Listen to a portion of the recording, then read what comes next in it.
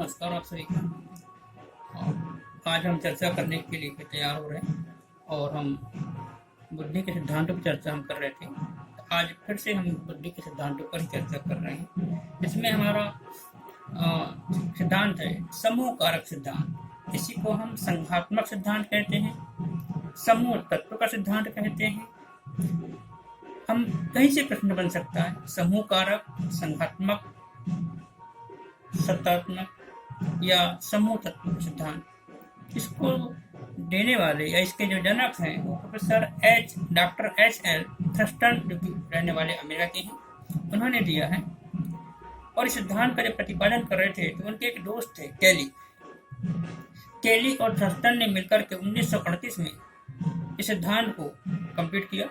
और थर्स्टन ने अपनी किताब लिखी है, उसका नाम है प्राइमरी मेंटल एब्स्ट्रैक्ट, PMA के नाम से शॉर्ट में है। हो सकता है PMA किसने लिखी है या प्राइमरी मेंटल एबिलिटीज किताब किसने लिखी है, हमें पता होना चाहिए। थर्स्टन ने लिखी है और उन्होंने बुद्धि को 13 तत्वों में बांटा है, 13 तत्वों का समूह बनाया है। इसमें से वर्तमान में 7 को महत्वपूर्ण माना गया है। बुद्धि अनेक प्राथमिक कारकों से मिलकर बनी होती है।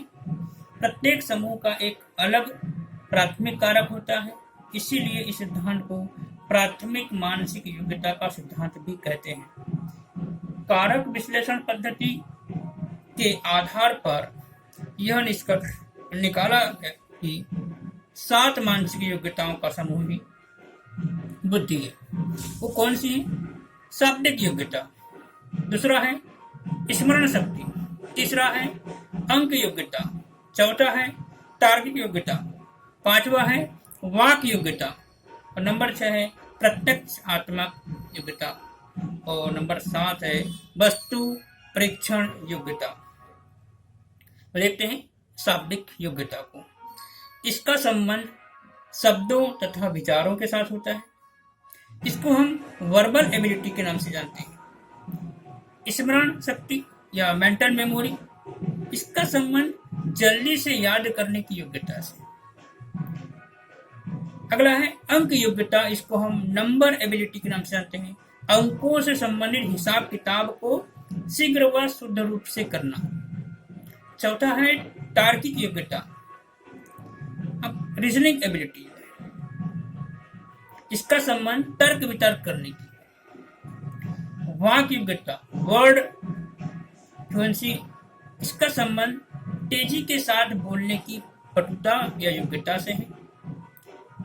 प्रत्यक्षात्मक शक्ति, तो यहाँ पर परसेप्चुअल एबिलिटी हमारी जो है, इस योग्यता के द्वारा व्यक्ति वस्तुओं को शीघ्र पहचानता है तथा उसका शुद्ध प्रत्यक्षीकरण करता है, जैसे पढ़ने के शब्दों को पहचानना। वस्तु प्रेक्षण योग्यता, ये यहाँ पर इस योग्यता का संबंध व्यक्ति वस्तु प्रेक्षण करता है तथा वस्तु प्रेक्षण संबंधों को समझता है, जैसे ज्यामिति समस्याएं आदि। इस प्रकार केली ने भी अपनी किताब लिखी है। केली की किताब का नाम है cross road in the mind of man. Mind of man पूछ लेगा, cross roads in the mind of man किताब किसने लिखी? तो केली ने लिखी है। और केली ने यहाँ पर बुद्धि को 9 तत्वों में बताने का प्रयास किया है। यहीं पर पदानुक्रमिक अगला सिद्धांत हमारा जो है, इसी को हम क्रमिक महत्व का सिद्धांत भी कहते हैं। पदानुक्रमिक सिद्धांत या क्रमिक महत्व का सिद्धांत, इसके जनक प्रोफेसर बर्ट वर्मन है। इन्होंने सिद्धांत को 1965 में दिया है। फिलिप वर्तन, जो वर्तन का पूरा नाम है, उन्होंने 1964 में मानवीय योग्यताओं की संरचना प्रस्तुत करते हुए कहा कि मानवीय योग्यताएं एक क्रमिक रूप में व्यवस्थित होती हैं। फिलिप वर्नर ने किसी भी व्यक्ति की बुद्धि में सर्वोच्च स्तर पर सामान्य योग्यता मतलब G सबसे ऊपर रखी है तथा विशिष्ट योग्यता को बाद में विभाजित किया है। इन्होंने इसकी संरचना पिरामिड के समान रखी है। इन्होंने सामान्य मानसिक योग्यता को सबसे अधिक महत्व दिया है। हमारा एक और सिद्धांत है बुद्धि का त्रिआयामी सिद्धांत। इसी को हम बुद्धि का संरचना का सिद्धांत भी कहते हैं। पूछ सकता है कि बुद्धि का त्रिआयामी सिद्धांत या बुद्धि का संरचना का सिद्धांत किसने दिया है? प्रोफेसर जेपी गिलफोर्ड, जो कि सोवियत संघ के रहने वाले हैं, उन्होंने दिया है। जेपी गिलफोर्ड तथा उनके सहयोगियों ने इस सिद्धांत का प्रतिपादन किया था और सिद्धांत को सक्रिय विषय वस्तु उत्पाद सिद्धांत, बुद्धि का संरचनावादी सिद्धांत, बुद्धि का प्रतिरूप या प्रतिमान सिद्धांत, इसी को हम 3D थ्योरी के नाम से भी जानते हैं। गिलफोर्ड ने 1967 में एक डिब्बे के आकार का एक मॉडल प्रस्तुत किया जिसे बुद्धि संरचना मॉडल कहते हैं। इस मॉडल के अंतर्गत 5 × 4 × 6 बराबर 120 कोष या कारक बताए हैं।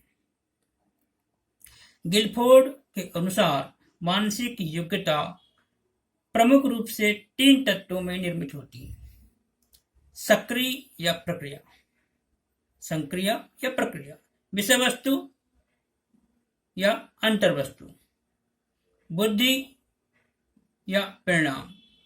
जो बताने का प्रयास किया है। संक्रिया या प्रक्रिया, इसको लिखते हैं समस्या समाधान के लिए व्यक्ति जिस मानसिक प्रक्रिया से गुजरता है उसे हम संक्रिया कहते हैं। संक्रिया आयाम में कुल 5 भाग बताए गए हैं: स्मृति धारण, संज्ञान, अभिसारी, अपसारी, मूल्यांकन। संक्रिया आयाम में 1976-77 में गिलफोर्ड ने स्मृति अभिलेख जोड़ दिया। इस तरह कुल भागों की संख्या हो गई 6। विषय वस्तु या इसी को अंतर्वस्तु, समस्या समाधान के लिए जिस सामग्री की आवश्यकता होती है उसे विषय वस्तु कहते हैं। तो विषय वस्तु आयाम के कुल 4 भाग बताए गए: अप्रत्यात्मक, प्रतीकात्मक, शाब्दिक, व्यवहारिक। सन 1976 में गिलफोर्ड ने इसमें संशोधन करके विषय वस्तु आयाम में अप्रत्यात्मक भाग को हटाकर 2 अन्य भाग शामिल कर दिए। इसमें अप्रत्यात्मक भाग को हटाकर इसमें दृष्टि और श्रवण भाग को जोड़ दिया गया और इस प्रकार इनकी संख्या हो गई है 5। तीसरा है उत्पाद और परिणाम। समस्या समाधान के लिए जिस रूप में सूचना प्राप्त होती है उसे उत्पाद या हम परिणाम कहते हैं। उत्पाद आयाम में कुल 6 भाग हैं: इकाई, वर्ग, संबंध, पद्धति, रूपांतरण, अनुप्रयोग। अगला हमारा सिद्धांत है तरल या ठोस बुद्धि का सिद्धांत। तरल या ठोस बुद्धि के सिद्धांत के प्रतिपादक या जनक R.B. कैटल, इनका पूरा नाम रेमंड बी कैटल व हॉर्न है। इस सिद्धांत का प्रतिपादन रेमंड बी कैटल ने 1963 में किया, जिसका बाद में विस्तार उनके शिष्य जॉन एस हॉर्न द्वारा 1987 में किया गया, जिसमें इन्होंने 2 महत्वपूर्ण तत्व बताए: तरल बुद्धि और ठोस बुद्धि। तरल बुद्धि और ठोस बुद्धि। कैटल ने तरल बुद्धि स्पीयरमैन के जी कारक के समान माना है। तरल बुद्धि को GF जनरल फ्यूल्ड से इंगित किया है तथा ठोस बुद्धि को GC जनरल पर ठोस बुद्धि को इंगित करने का प्रयास किया है। जीसी के रूप में इंगित करने का प्रयास किया है। तो इसीलिए सिद्धांत को हम GCGF मॉडल भी कहते हैं। यहाँ पर इन्होंने तरल बुद्धि का अर्थ वंशानुक्रम पर आधारित बुद्धि माना है, जिसका अधिकतम विकास किशोरावस्था तक हो जाता है एवं किशोरावस्था के बाद व्यक्ति की ठोस बुद्धि अर्थात वातावरण एवं अर्जित तथ्यात्मक ज्ञान अनुभव के द्वारा विकसित हुई बुद्धि माना है। ठोस बुद्धि का संबंध वातावरण से होता है। ठोस बुद्धि का विकास वयस्कावस्था में होता है। कैटल के अनुसार बुद्धि वंशानुक्रम एवं वातावरण का परिणाम है। बुद्धि का हम अगले सिद्धांत को हम अगले क्लास में देखेंगे। आप सभी का धन्यवाद, शुभकामनाएं, बधाई।